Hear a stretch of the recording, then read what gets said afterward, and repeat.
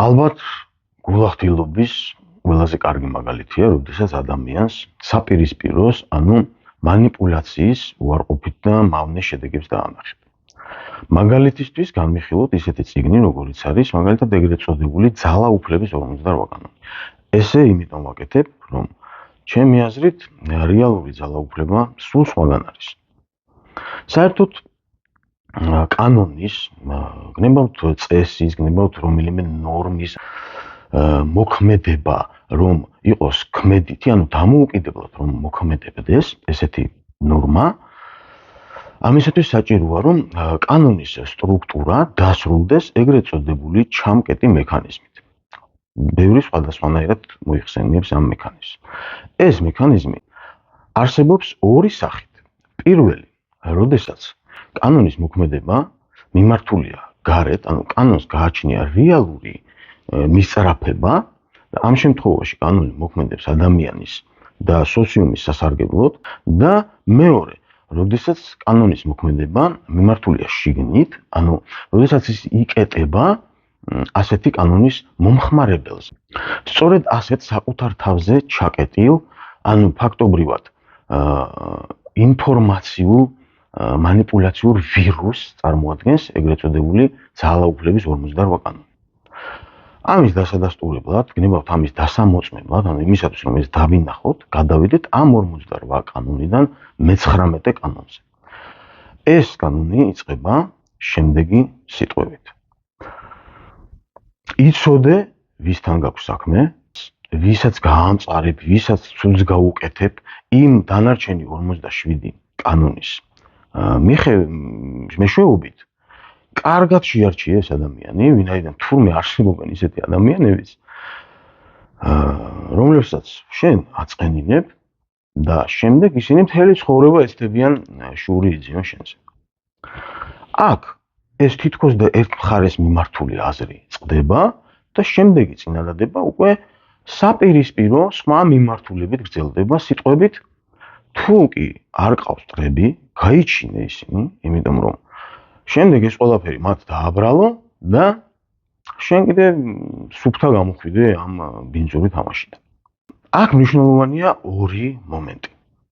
პირველი, ის რომ ამ წიგნის ავტორი რობერტ გრინი არანაირ კრიტერიუმს არ აღწერს და ფაქტობრივად მთელ პასუხისგებლობას აკიდებს ამ კანონის გამოყენების მსურველს და მეორე ასეთი მეორე მხარეს მიმართული მანიპულაციური მინიშნებით მას ის არის გადააქვს საგარეო მტერზე.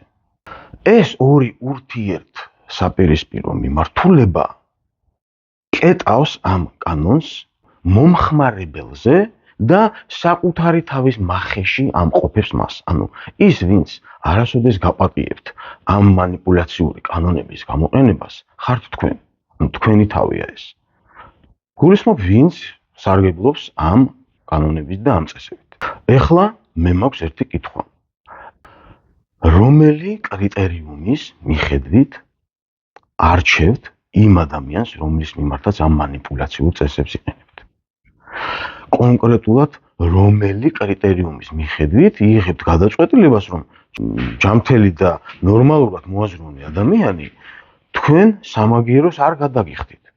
თუ შეუძლოთ და უმწეო მდგომარეობაში ან თქვენზე დამოკიდებულ მდგომარეობაში მყოფ ადამიანს არჩევთ სამისოდ.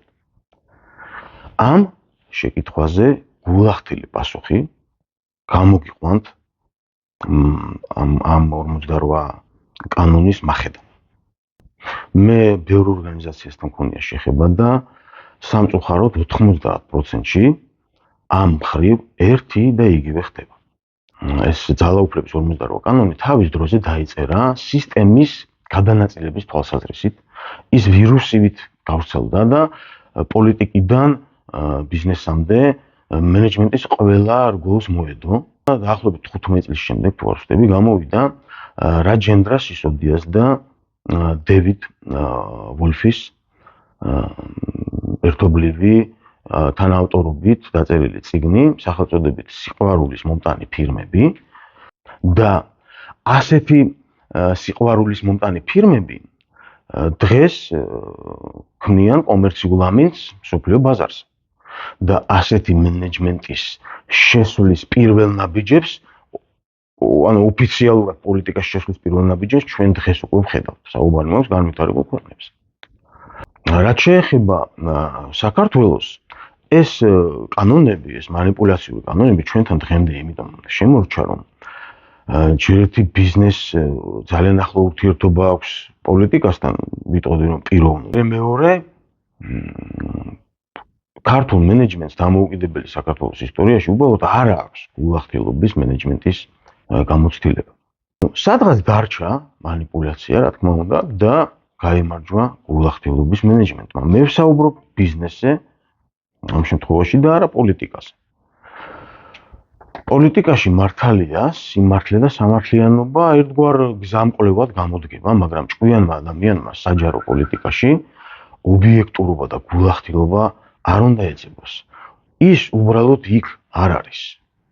განსხვავებით ბიზნესისგან, რომელშიც უნდა იყოს ობიექტურობა და გულახდილობა, ვინაიდან თუ კონკრეტულ ფუნქციაზე შესაბამისი კომპეტენცია არ არის დასაქმებული, ბიზნესი უბრალოდ ჩერდება. ეს ახალი ერა. დადგა ახალი დრო, ახალი ეპოქა და თქვენი აზრით ახალგაზრდა თაობა რომელ მხარეს აღმოჩნდა.